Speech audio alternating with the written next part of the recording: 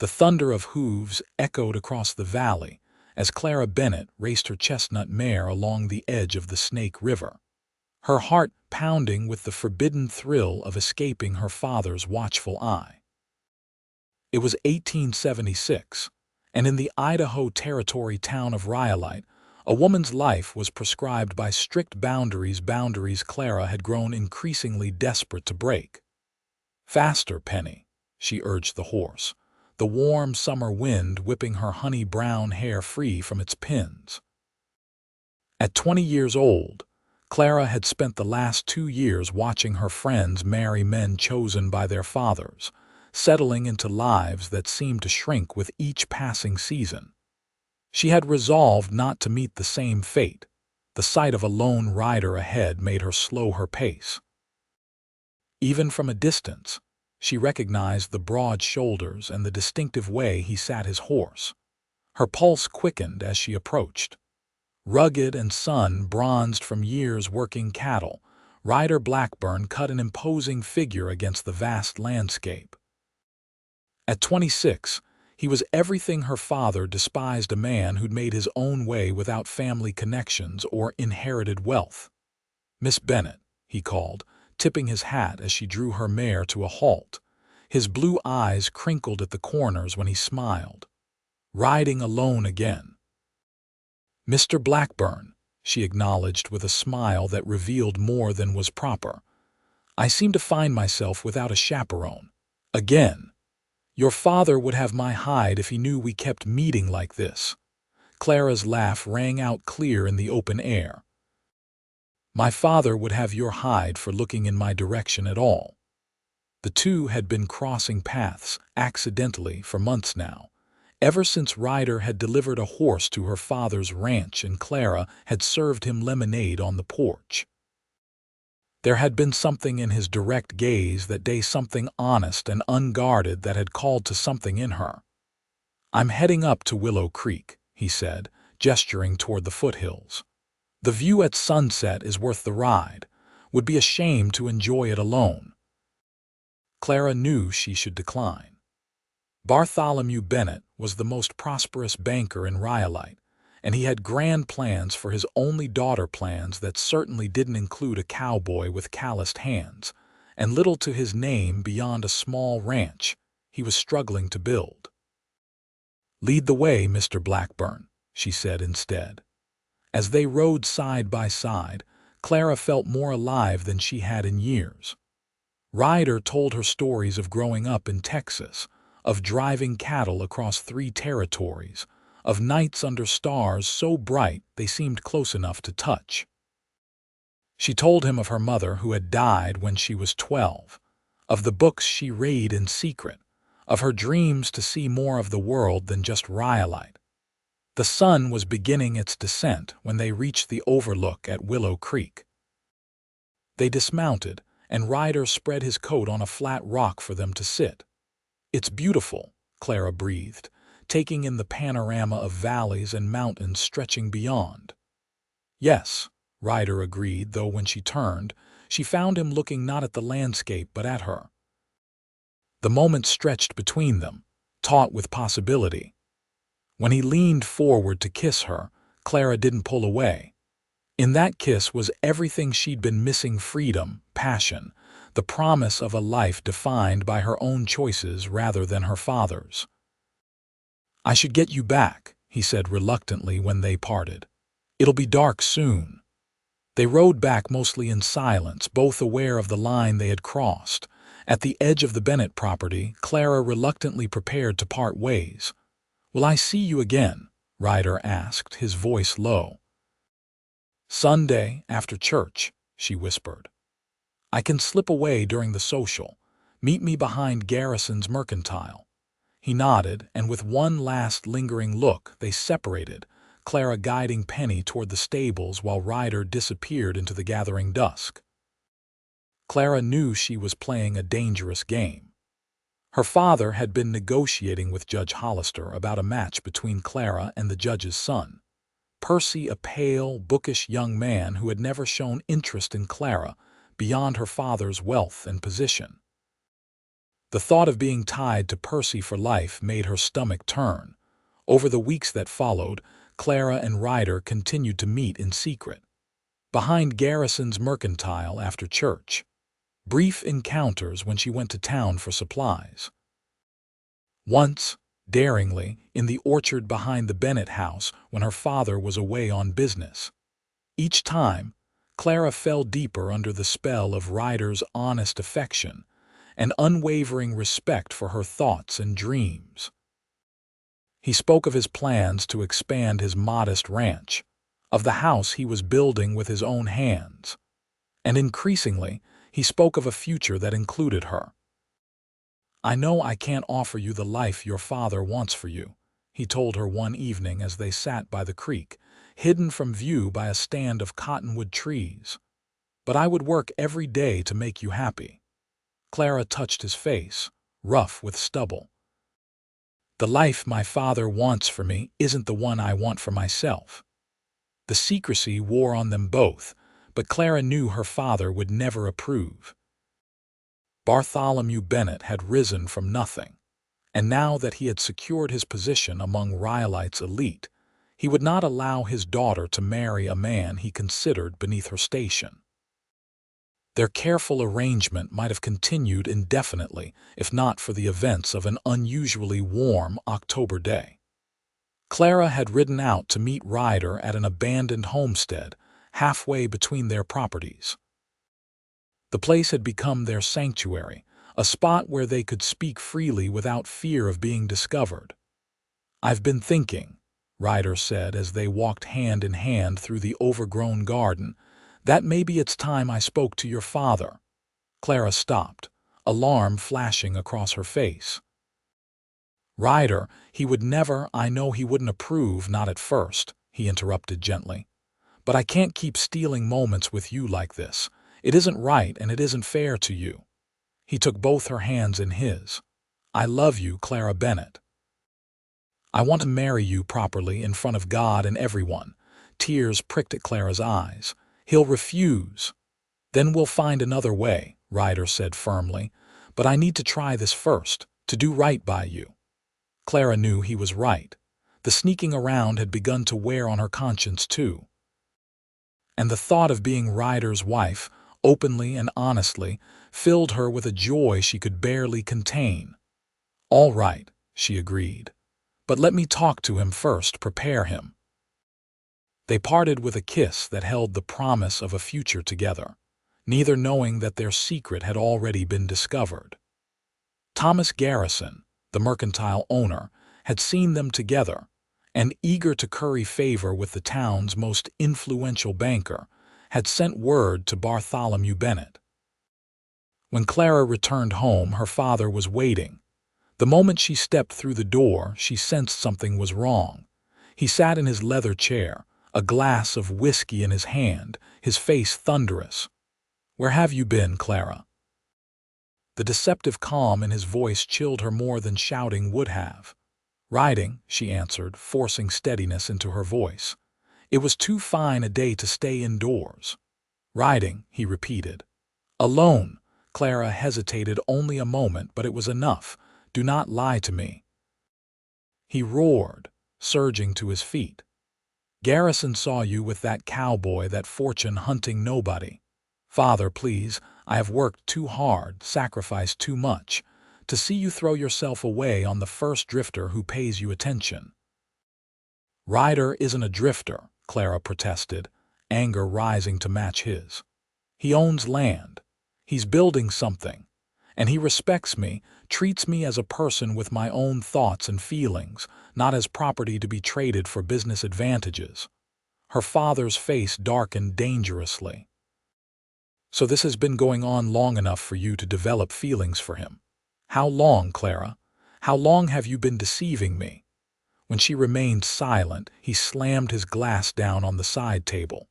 "You will not see him again. I have already made arrangements with Judge Hollister. You will marry Percy before Christmas." "No," Clara cried, abandoning all pretense of obedience. "I will not marry Percy Hollister. I love Ryder Blackburn and he loves me." The blow came so swiftly she hardly registered it until she felt the sting on her cheek and the taste of blood where her teeth had cut the inside of her mouth. Clara stared at her father in shock. He had never struck her before. "You are my daughter," he said, his voice now frighteningly quiet. "You will do as I say, or by God, Clara, I will destroy that man. One word from me and the bank will call in loans against every rancher in the valley who does business with him. I'll see to it he can't sell a single head of cattle within 100 miles. Is that what you want?" Clara felt the blood drain from her face. Her father wielded tremendous power in Rhyolite, and she knew he would not hesitate to use it. But the thought of marrying Percy, of never seeing Ryder again, was unbearable. "I'm 20 years old," she said, drawing herself up. "You can't force me to marry anyone." "Perhaps not," he conceded with a cold smile. "But I can ensure you have no other options. Go to your room, Clara. We'll discuss this further when you've had time to consider your position more rationally." Clara turned and fled upstairs, her mind racing. She needed to warn Ryder, to tell him what had happened. But as she reached for the doorknob of her bedroom, she heard the distinctive click of a key turning in the lock. "Father," she called, rattling the handle, "what are you doing?" "Protecting you from your own foolishness," came his reply through the door. "You'll stay there until you come to your senses. Mrs. Peabody will bring your meals. Your riding clothes and outdoor things have been removed. You can't keep me prisoner in my own home." Clara cried, pounding on the door, "I can and I will. This discussion is over." Clara heard his footsteps receding down the hall. She rushed to the window but discovered it had been secured from the outside with heavy wooden shutters. Even if she could break the glass, there was no way to open them. For 3 days, Clara remained locked in her room, seeing no one except Mrs. Peabody, the housekeeper, who brought her meals but was under strict instructions not to engage in conversation. Clara alternated between rage, despair, and determined planning. She tried reasoning with her father through the door, then pleading, then threatening, all to no avail. On the 4th day, Mrs. Peabody slipped her a note along with her breakfast tray. "Your young man's been asking after you in town," the older woman whispered. "They're saying you've been sent east to visit relatives. Your father's having him watched." Clara unfolded the paper with trembling fingers. The handwriting was unfamiliar but careful. "Miss Bennett, word in town is that you've gone to Boston, but my heart tells me otherwise. If you need help, hang a white cloth from your window tomorrow at dawn. I'll be watching. R.B." Hope surged through Clara. Somehow Ryder had guessed the truth. She pressed the note to her chest, then carefully burned it in the small fireplace in her room. That night, she tore a strip from her petticoat and tucked it beneath her pillow.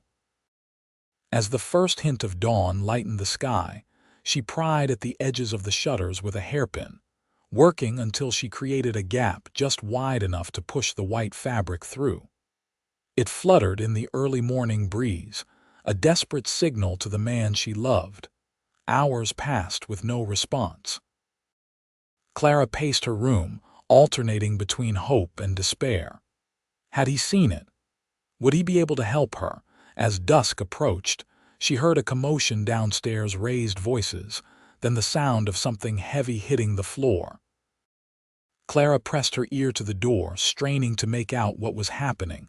Suddenly, there were footsteps on the stairs, quick and determined. They stopped outside her door. "Clara." Ryder's voice, low and urgent, sent her heart racing. "Ryder, I'm here. The door's locked." "Stand back," he instructed. Clara moved away from the door just as a tremendous crash shook it in its frame.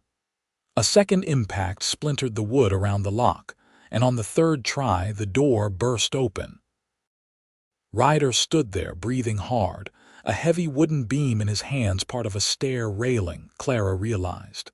He dropped it and crossed to her in 2 strides, gathering her into his arms. "Are you hurt?" he demanded, his eyes scanning her face. "No, I'm fine." "But my father is temporarily unavailable," came another voice from the doorway. Clara looked up to see Samuel Tucker, Rhyolite's deputy sheriff, standing there with an uncomfortable expression. "Sorry about this, Miss Bennett, but when Ryder here came to me with concerns about your welfare, I had to investigate. Locking someone in a room against their will is against the law, even if it is your own daughter." Clara sagged with relief. "Where is he?" "Downstairs, having his shoulder looked at. He, resisted when we tried to check on you." "We need to go now," Ryder said urgently. "I've got horses waiting." Clara hesitated only a moment before nodding. She grabbed a small bag and hastily stuffed it with a change of clothes and the locket that had belonged to her mother. "Deputy," Ryder addressed Tucker, "you'll confirm that Miss Bennett left of her own free will?" Tucker nodded. "I will, though it won't make your life any easier. Bennett's not a man who forgets a grudge." "I'm aware," Ryder replied grimly. They made their way downstairs, where Bartholomew Bennett sat in a chair, his right arm immobilized in a makeshift sling, his face dark with rage. When he saw Clara with Ryder, he lunged to his feet. "You will regret this, both of you," he spat. "Clara, you are no longer my daughter, and you," he turned to Ryder, "I will run you out of Idaho territory before I'm done." Clara flinched at the venom in his voice, but Ryder's hand on her back steadied her. "Mr. Bennett," Ryder said calmly, "I came here intending to ask for your daughter's hand properly. You chose to imprison her instead. That's not the action of a man who has her best interests at heart." "Get out of my house," Bennett snarled. Clara took a deep breath. "Goodbye, Father. I hope someday you'll understand that this is my choice to make, not yours." Without waiting for a response, Ryder guided her out the front door to where two horses waited. They mounted quickly and set off at a trot, not galloping until they were well away from the Bennett property. "Where are we going?" Clara called over the thunder of hooves. "Somewhere safe," Ryder answered. "Trust me." They rode hard for nearly an hour, following the river before turning up into the foothills. As darkness fell, they reached a small cabin nestled in a grove of pines. "My friend Peter's hunting cabin," Ryder explained as he helped Clara dismount. "He said we could use it. No one will look for us here." Inside, the cabin was simple but clean, with a stone fireplace, a small table with chairs, and a narrow bed in the corner. Ryder quickly built a fire while Clara explored their temporary haven. "I know it's not what you're used to," he said apologetically as the flames caught. Clara turned to him, her eyes bright in the firelight. "It's perfect." Ryder's expression grew serious. "Clara, I want you to be sure. Your father's threats weren't idle. If you stay with me, you'll be giving up a lot." "And gaining everything that matters," she replied without hesitation. "I love you, Ryder. The only future I want is one with you in it." He crossed to her then, taking her hands in his. "I asked Deputy Tucker to arrange for Reverend Mills to meet us here tomorrow. If you're willing, I'd like to marry you properly, right away."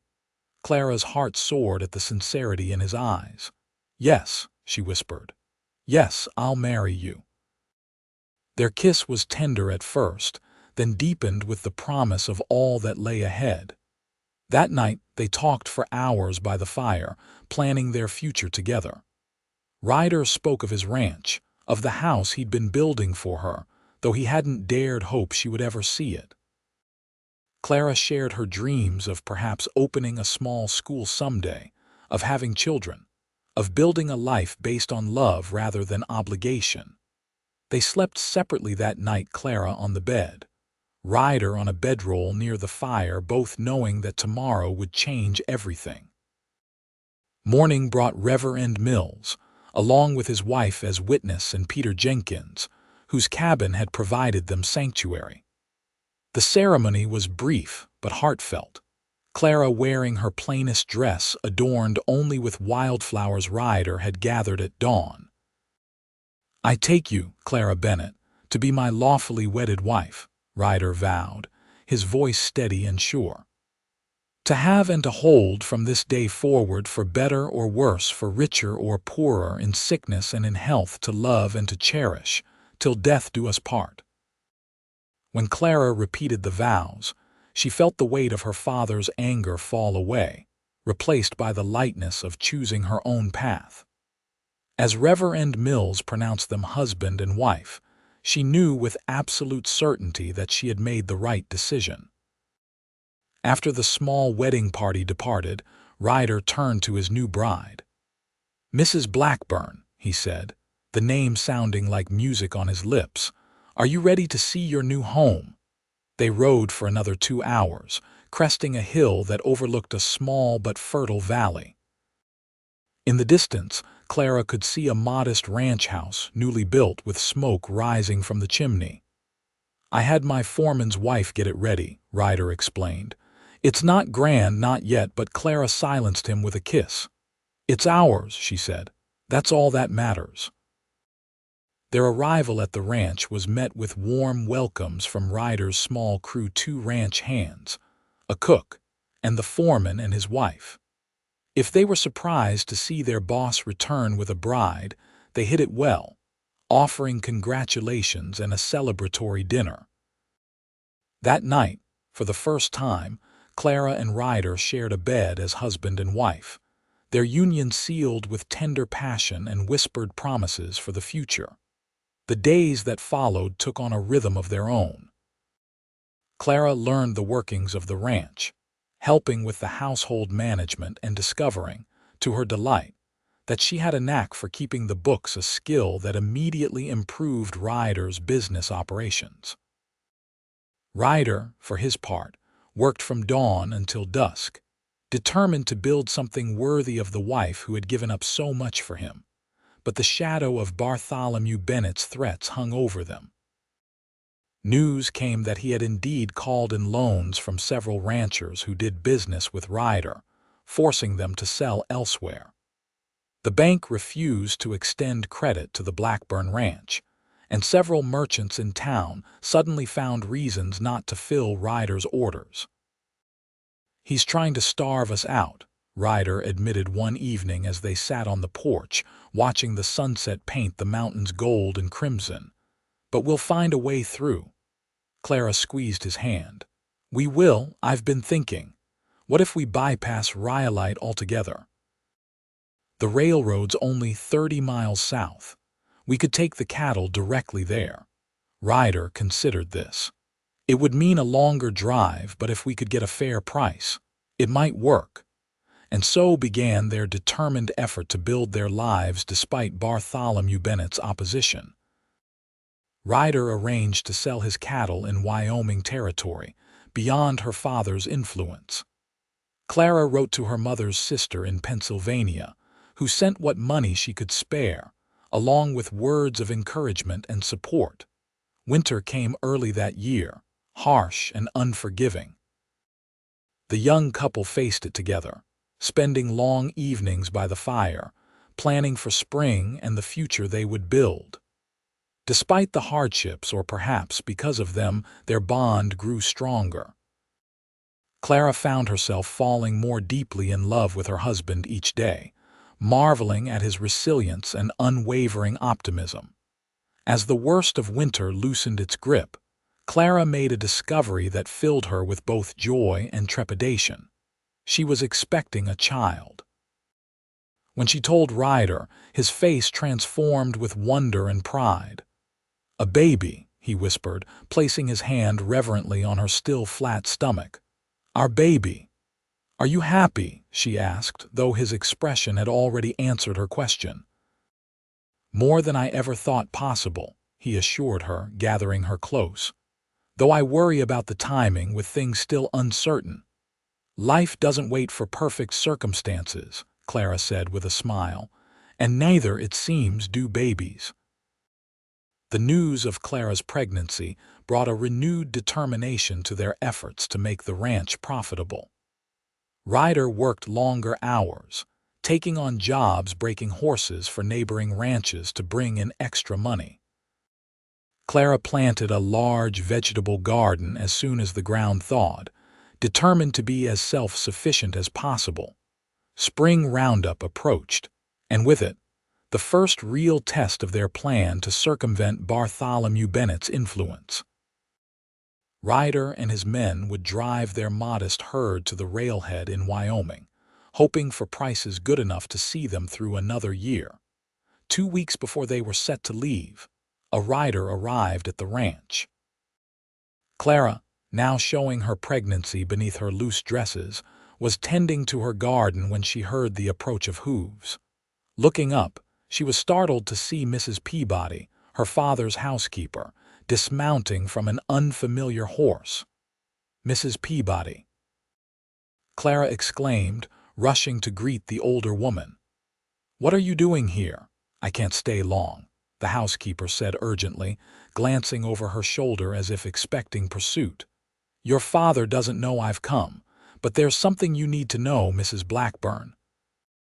The use of her married name, the first time Clara had heard it from anyone connected to her old life, sent a warm rush through her. "What is it?" she asked, leading Mrs. Peabody to the shade of the porch. "Your father has made arrangements to have men waiting at the Wyoming railhead.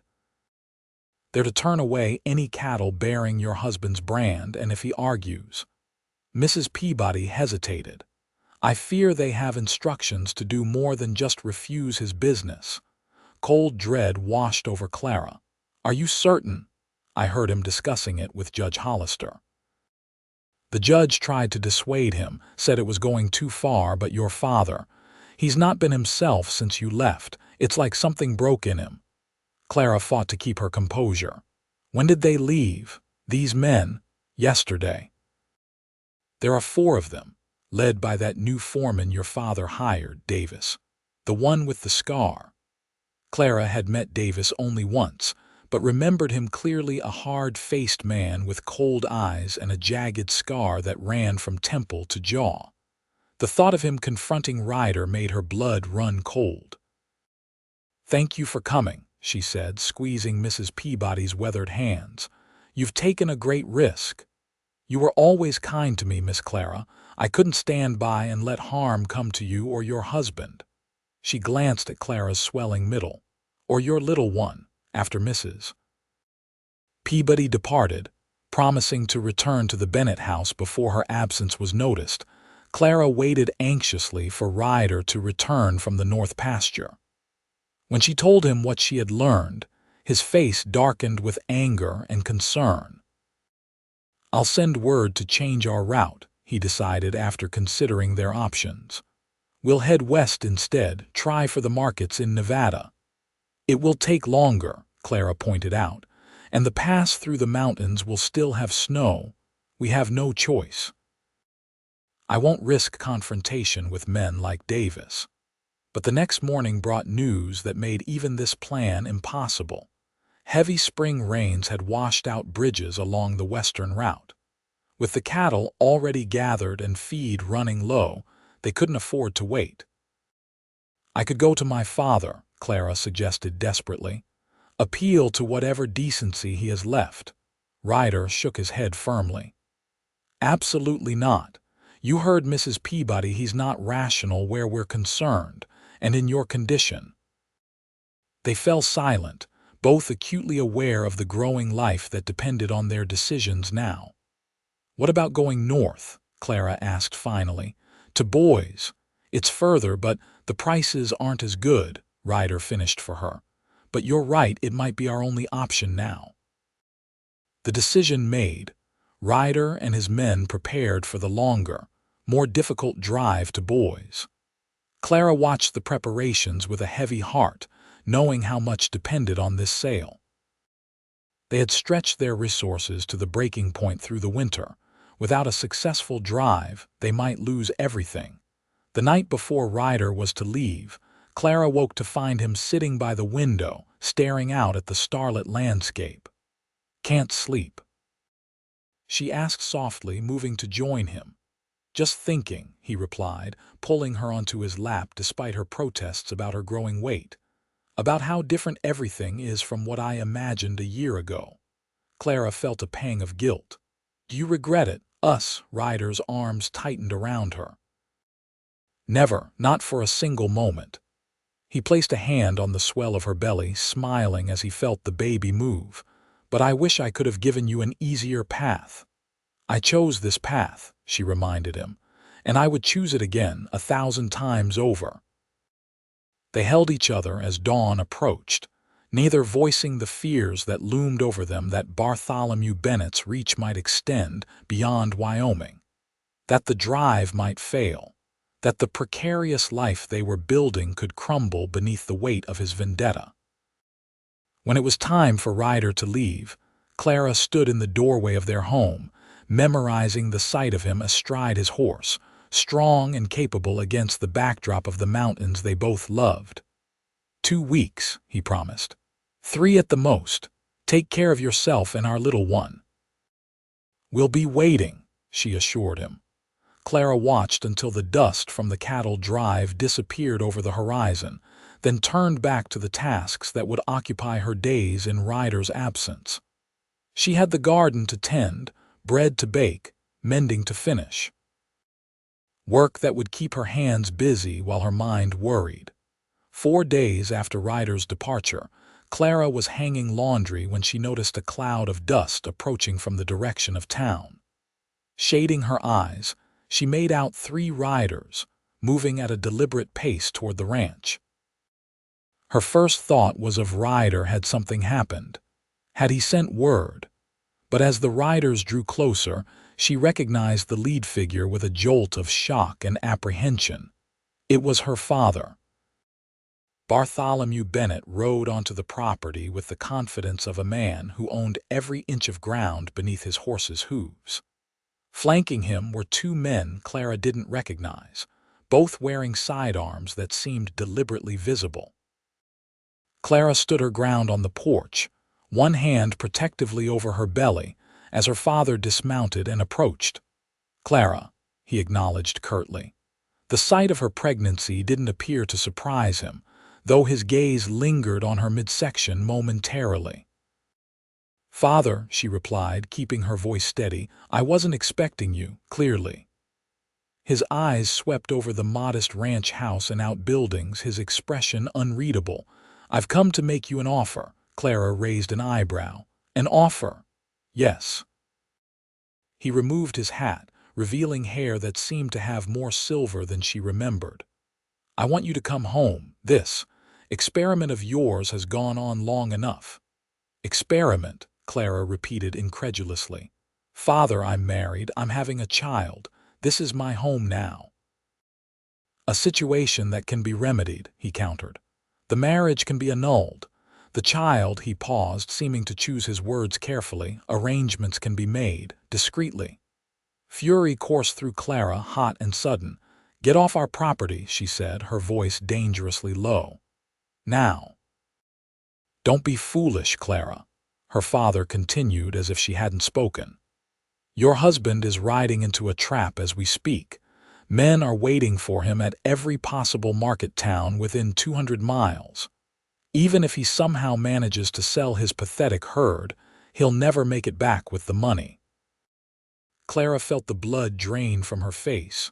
You wouldn't. I would and I have, but it doesn't have to end that way.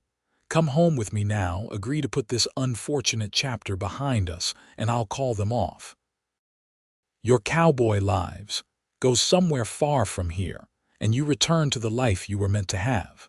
For a moment, Clara was tempted not by the offer to return, which she would never accept, but by the possibility of saving Ryder from whatever violence her father had planned. But then another thought occurred to her. If anything happens to my husband, she said slowly, deliberately, I will go to the federal marshal. I will tell him everything, including how you conspired to commit murder across territorial lines. That's a hanging offense, Father. Are you prepared to risk that? She saw the flicker of uncertainty in his eyes and pressed her advantage. I have evidence, letters, witnesses. Mrs. Peabody, for one. She knows what you've planned." It was a bluff. She had no letters, and Mrs. Peabody's word alone wouldn't be enough, but her father didn't know that. "You wouldn't," he challenged, though with less conviction. "To protect my husband and child, I would do far worse." The standoff lasted several tense seconds before Bartholomew Bennett's expression hardened once more. "Then you've made your choice. Don't expect any mercy when this all falls apart around you." "It was never about what I expected from you," Clara replied calmly. "It was about what I wanted for myself." Without another word, her father replaced his hat, turned on his heel, and stalked back to his horse. His companions followed suit, and soon the three riders were disappearing back toward town. As soon as they were out of sight, Clara collapsed onto the porch steps, shaking with the aftermath of the confrontation. Had she made things better or worse? Would her father really call off his men, or had she just put Ryder in greater danger? She spent an agonizing night alone, jumping at every sound, terrified that someone would arrive with news that her worst fears had been realized. By morning, she had reached a decision. She couldn't sit and wait for news that might never come. Clara saddled the gentlest of their horses, packed supplies for several days, and wrote a note for Ryder's foreman's wife, who checked on her every few days.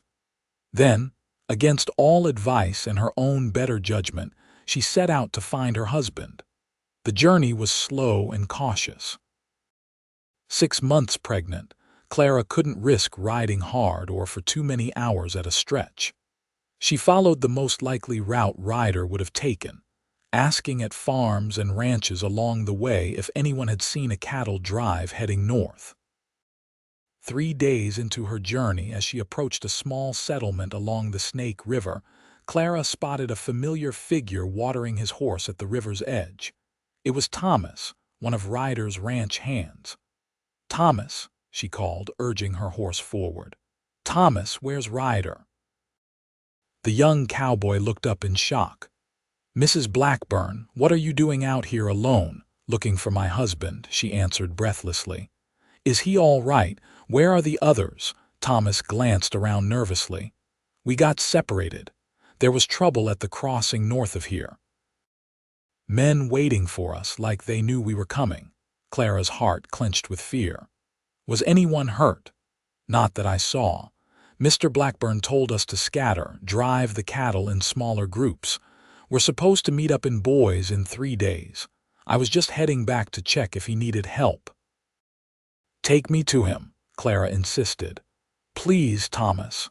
The young cowhand looked uncertainly at her condition, but something in her expression must have convinced him. "He's not going to like this, madam. That's between me and my husband." They rode together for several hours, Thomas leading them along back trails and deer paths, avoiding the main road. As dusk approached, they came to a small clearing where a campfire burned low. Clara's heart leaped at the sight of Ryder tending to it, alive and seemingly unharmed. When he looked up and saw her, his expression transformed from shock to relief to anger in rapid succession. He was on his feet in an instant, striding toward her. "Clara, what in God's name are you doing out here?" He lifted her carefully from the saddle, his hands gentle despite the harshness of his tone. "You should be at home, resting. My father came to the ranch," she explained quickly. "He said he had men waiting for you, that you were riding into a trap. I couldn't just stay there, not knowing if you were safe." Ryder's face darkened. He was telling the truth about that. "We ran into 4 hired guns at the crossing. They said either we turned back or they'd make sure none of us made it to market." "What did you do?" "Divided the herd, like Thomas probably told you. Most of the boys are taking different routes to Boys. I stayed behind to make sure we weren't followed."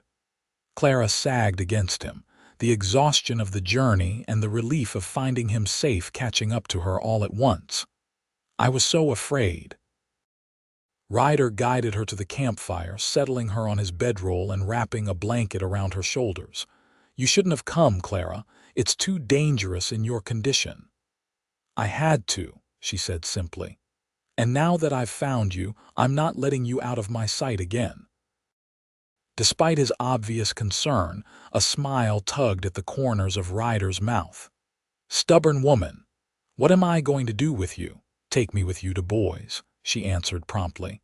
"We'll sell the cattle together, then figure out what to do next. And if your father's men are waiting there too." Clara's expression hardened with determination. "Then we'll face them together. I'm tired of running, Ryder. Tired of letting my father's bitterness control our lives." They spent the night by the campfire, Clara sleeping fitfully in Ryder's arms while he kept watch. In the morning, they set out for Boise, taking a circuitous route that Thomas assured them would avoid the main roads where Bennett's men might be waiting. The journey took 4 days, during which Clara's respect for her husband deepened as she witnessed firsthand his skill with the cattle, his calm leadership of his men, and his unwavering attentiveness to her comfort despite the difficult conditions. They arrived in Boise to find most of the herd had made it safely, along with the rest of Ryder's crew.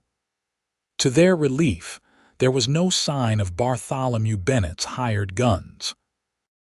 "Maybe your confrontation scared him off," Ryder suggested as they checked into a small hotel after arranging the cattle sale for the following day. "Or maybe he realized he'd gone too far," Clara said, though without much conviction. She knew her father's pride too well to believe he would abandon his vendetta so easily. The cattle sale exceeded their expectations.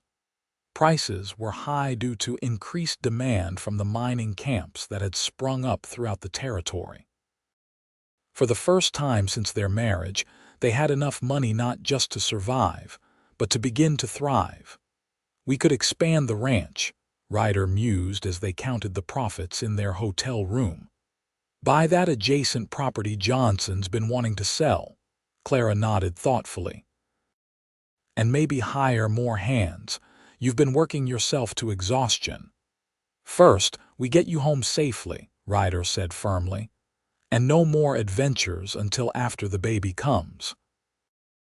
They left Boise 2 days later, taking the most direct route home, reasoning that with the cattle sold and the money secured in drafts rather than cash, they presented a less tempting target. The journey was uneventful, much to their relief, and as they crested the final hill overlooking their valley, both felt a surge of homecoming joy, which made the sight that greeted them all the more devastating. Where their ranch house had stood, there was now only a blackened skeleton of charred timber. The barn was gone too, along with most of the outbuildings. Only the bunkhouse remained untouched, a lone sentinel over the ruins of their dreams. "No," Clara whispered, her hand flying to her mouth. "No, no, no." Ryder's face had gone pale beneath his tan, his knuckles white on the reins. Without a word, he urged his horse forward, Clara following close behind. As they approached, figures emerged from the bunkhouse: Ryder's foreman's wife, Martha, and her husband, Jim, along with the cook.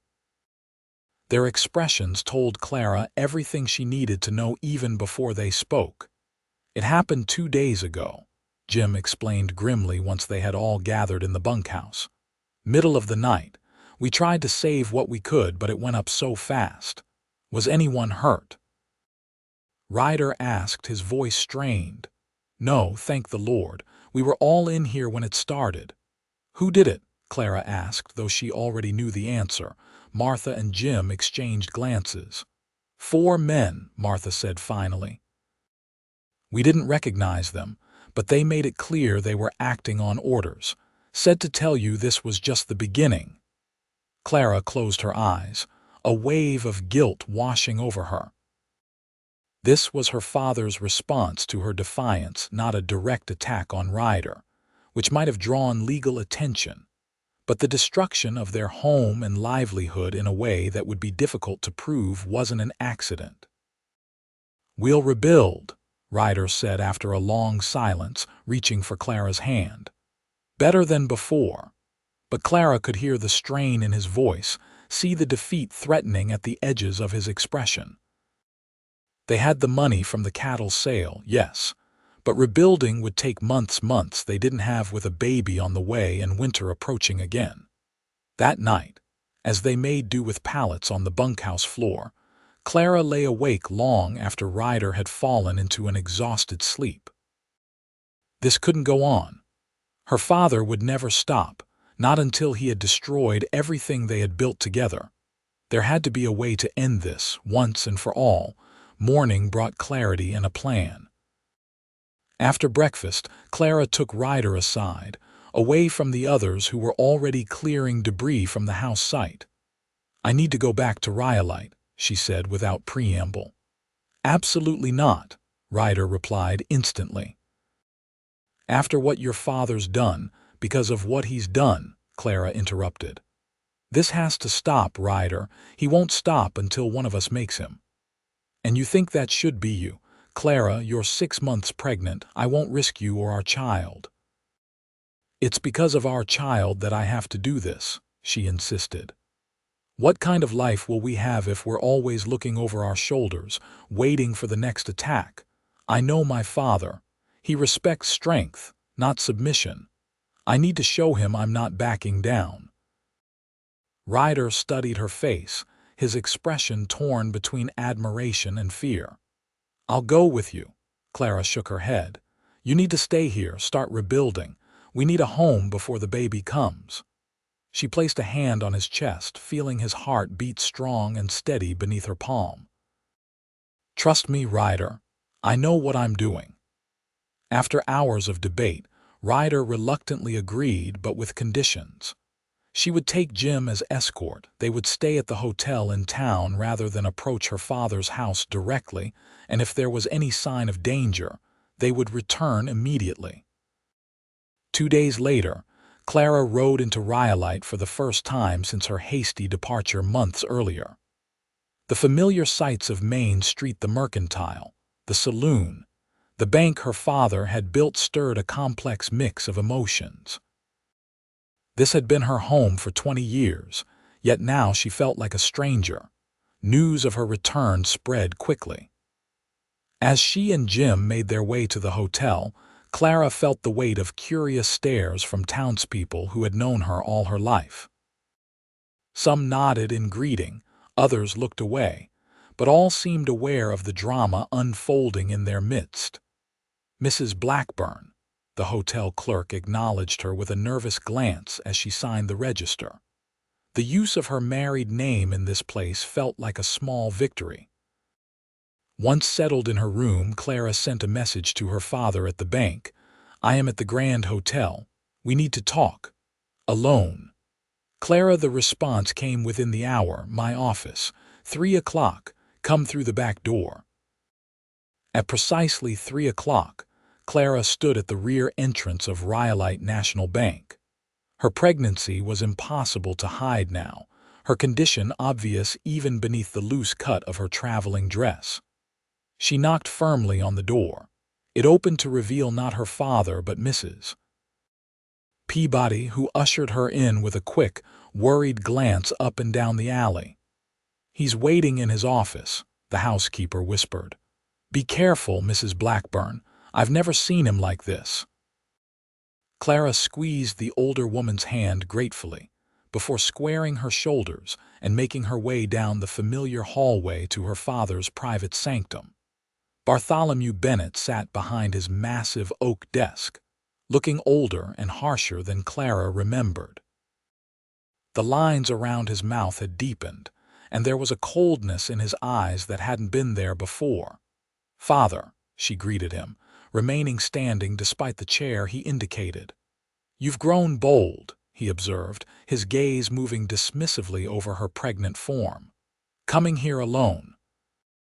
"Not bold, desperate." Clara placed both hands on his desk, leaning forward slightly. "You burned our home to the ground." He didn't deny it. "Consider it a warning. Next time the consequences will be more permanent." "There won't be a next time," Clara said evenly. This ends today." Bennett leaned back in his chair, something like amusement flickering across his features. "And how do you propose to accomplish that? You have nothing, Clara. Your cowboy has nothing. I can crush you both with a word.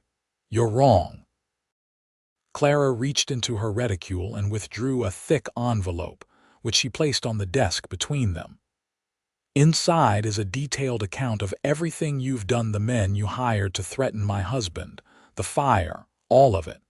I've had sworn statements taken from witnesses, including Mrs. Peabody and the men who actually set the fire, who were more than willing to talk once Deputy Tucker explained the penalties for arson." Bennett's face had gone very still, but Clara wasn't finished. "There's also a letter, addressed to Governor Brayman, outlining how you've abused your position at this bank to conduct personal vendettas against those who cross you. I'm sure the Territorial Banking Commission would be most interested in reviewing your practices." "You're bluffing," Bennett said, but uncertainty had crept into his voice. "Am I?" Clara held his gaze steadily. "I've already sent copies to my attorney in Boise with instructions to deliver them if anything happens to me, my husband, or anyone associated with us." The silence that followed was heavy with tension.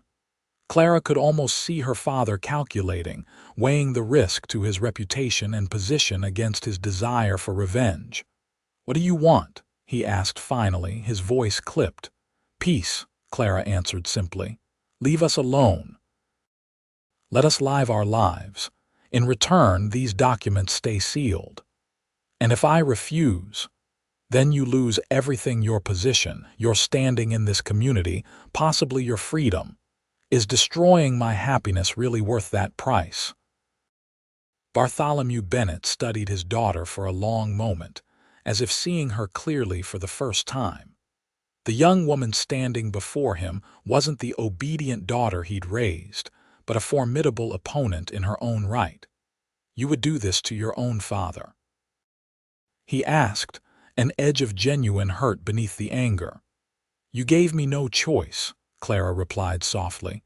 "You were willing to destroy everything I love. What would you have done in my place?" Another long silence stretched between them, the ticking of the clock on the wall marking the passing moments. Finally, Bennett reached for the envelope. "I want to read what's in here first," he said. "Then we'll talk terms," Clara nodded, sensing the beginning of a concession. "I'll wait." As her father read through the documents, his expression cycled through disbelief, anger, and finally a grudging respect. When he looked up, something had changed in his demeanor. "You've become quite the strategist," he said, closing the envelope. "Your mother would be proud." The unexpected invocation of her mother caught Clara off guard. "She would have wanted me to be happy," she said carefully, "even if my choices weren't what you had planned." Bennett sighed heavily, suddenly looking every one of his 60 years. "I thought I was protecting you. Men like Blackburn, they come and go. I didn't want to see you left with nothing." "Ryder isn't like that," Clara insisted. "And even if things had gone wrong, it would have been my mistake to make, my lesson to learn. Perhaps." Bennett drummed his fingers on the envelope thoughtfully. "I'll agree to your terms with conditions of my own. First, these documents are destroyed, not just sealed. Second, you and your husband stay away from Rhyolite, conduct your business in Boise or elsewhere. I don't want to see him in my town." Clara considered this. "We can agree to the first condition. As for the second, Rhyolite is the nearest town to our ranch. I won't promise never to come here, but we can limit our visits to necessary business only." After further negotiation, they reached an agreement. Bennett would cease all actions against Ryder and the ranch, would use his influence to ensure no one else caused them trouble, and would acknowledge their marriage publicly, though without offering his blessing. In return, Clara would destroy the evidence she had gathered, would keep family interactions to a minimum, and would not challenge his position in the community. "There's one more thing," Clara said as they concluded their discussion. Our child, your grandchild, deserves to know their family, however complicated that may be. I won't keep the baby from you if you can treat Ryder with respect in their presence. Bennett's gaze drifted to Clara's rounded belly, something unreadable crossing his features. A boy or a girl? We don't know yet, Clara said, her hand moving protectively over her unborn child. But either way, they'll carry the Blackburn name, not Bennett. Her father nodded slowly. I suppose I can accept that in time. It wasn't a warm reconciliation, but it was a beginning, a fragile truce that offered the possibility of peace, if not forgiveness. Clara left the bank feeling lighter than she had in months. The battle wasn't entirely won. She harbored no illusions about her father's capacity to truly accept her choices, but the immediate danger had passed. They could rebuild their home without fear of it being destroyed again. She returned to the ranch the following day, bringing the news to Ryder, who received it with cautious optimism. You trust him to keep his word? He asked as they stood surveying the progress that had been made on the new house frame in her absence. I trust that he values his reputation and position more than he hates you, Clara replied honestly. And that's enough, for now. The months that followed were filled with hard work and hopeful planning. The new house rose quickly with the help of neighbors and friends who rallied around them after hearing of their misfortune. It was larger than the original, with a proper nursery and a wide front porch where Clara envisioned rocking their child to sleep in the cool evening air. Ryder expanded their herd with the profits from the boys' sale, hiring 2 more hands to help manage the growing operation. Clara planted a new garden, twice the size of the old one, and began making plans for the school she hoped to establish one day. True to his word, Bartholomew Bennett kept his distance but ceased his campaign against them. Occasionally, Clara would receive a brief note or small package addressed to her at the general store, acknowledgments of her existence, if not quite olive branches. As her time grew near, Clara felt a deepening sense of contentment. The house was nearly complete, the autumn harvest abundant, and her marriage stronger than ever. Whatever challenges lay ahead, they would face them together. On a crisp October morning, almost exactly a year after she had first met Ryder by the Snake River, Clara gave birth to a son. They named him James, after Ryder's father, with Thomas as his middle name in honor of the young ranch hand who had helped reunite them during their darkest hour. He has your eyes, Ryder whispered as he held his son for the first time, wonder and love etched on his face. But I think he has my stubborn chin. Clara laughed weakly, exhausted but radiant. God help us if he inherits both our stubborn streaks. 2 weeks after James's birth, they received an unexpected visitor. Bartholomew Bennett arrived at the ranch alone, bearing a beautifully crafted wooden cradle. It was yours, he explained awkwardly when Clara invited him in. Your mother wanted you to have it for your own children someday. The gesture, simple but laden with meaning, brought tears to Clara's eyes. Thank you, she said softly. Would you like to meet your grandson? The meeting was brief and stilted, but as Bennett prepared to leave, he paused on the porch, looking out over the ranch that was flourishing under Ryder's careful management. You've built something good here, he admitted reluctantly. Not what I wanted for you, but something good nonetheless. It wasn't forgiveness, not yet, but it was acknowledgement, a first step toward healing the breach between them. As winter settled over the valley, the Blackburn family found themselves truly at home for the first time.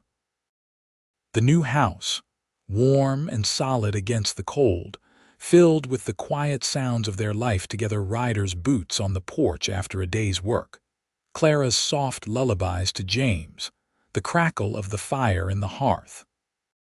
On Christmas Eve, as snow fell gently outside, Ryder found Clara standing by the window, James sleeping peacefully in her arms. "What are you thinking about?" he asked, coming to stand behind her, his arms encircling them both. "Everything that brought us here," she answered, leaning back against his strength. "All the fear and struggle and uncertainty. Would you do it again, knowing what you know now?" Ryder turned her gently to face him, his expression serious. "For this life with you, I'd break down every door and wall in Idaho territory." Clara smiled, remembering how he had literally done just that, splintering her bedroom door to free her from her father's imprisonment. "Our very own night in Dusty Chaps," she teased. "More like a fool in love," he corrected, bending to kiss her softly. "The luckiest fool in the West." As they stood together in the home they had built twice over, Clara felt a profound sense of rightness. This was what she had chosen, not the easy path, not the safe path, but the one that had led to true happiness. A path of her own making, walls broken down, doors flung wide open to the future they would build together. In the years that followed, the Blackburn ranch prospered and grew. Clara established her school in a small building near the main house, teaching not only James and the daughter, Elizabeth, who joined their family 2 years later, but also the children of neighboring ranchers and their hands. Ryder's cattle operation became one of the most respected in the territory, known for fair dealing and quality stock. The scars of Bartholomew Bennett's vendetta faded, though they were never entirely forgotten. Relations with Clara's father remained complicated but gradually improved. He never fully embraced Ryder as a son-in-law, but he developed a genuine affection for his grandchildren, who visited him occasionally in town. In time, the sharp edges of his disappointment were worn smooth by the undeniable evidence of his daughter's happiness. For Clara and Ryder, the struggles of their early days together became the foundation stones of a love that only deepened with passing years. They had faced the worst together, and emerged stronger, she with a confidence and independence that would have been impossible in the life her father had planned for her. He with a partner who believed in his dreams as fervently as her own. On their 10th anniversary, they stood on the hill overlooking their valley, now dotted with additional buildings, green pastures, and the small schoolhouse where Clara taught. "Did you ever imagine this?" she asked, her hand warm in his. "When you first saw that spoiled banker's daughter riding too fast along the river," Ryder laughed, the lines around his eyes crinkling in the way she had always loved. "I knew you were trouble from the first moment," he admitted. "I just didn't know you'd be the best kind of trouble." Clara leaned into his embrace, thinking of the locked door he had broken down all those years ago, not just the physical one, but all the invisible barriers that might have kept them apart. In breaking through, he had freed her to become herself, just as she had given him the love and partnership he needed to build his dreams. "Some walls are meant to be broken," she murmured, reaching up to touch his weathered cheek.